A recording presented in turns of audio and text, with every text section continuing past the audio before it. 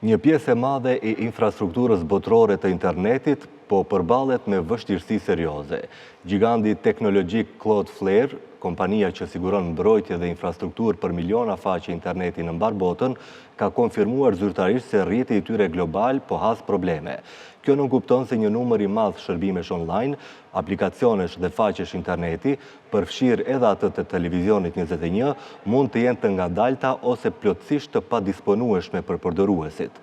Cloudflare është i vetëdijshëm për problemin dhe po heton incidentin i cili potencialisht ndikon mbi një numër të madh përdoruesish, thuhet në njoftim.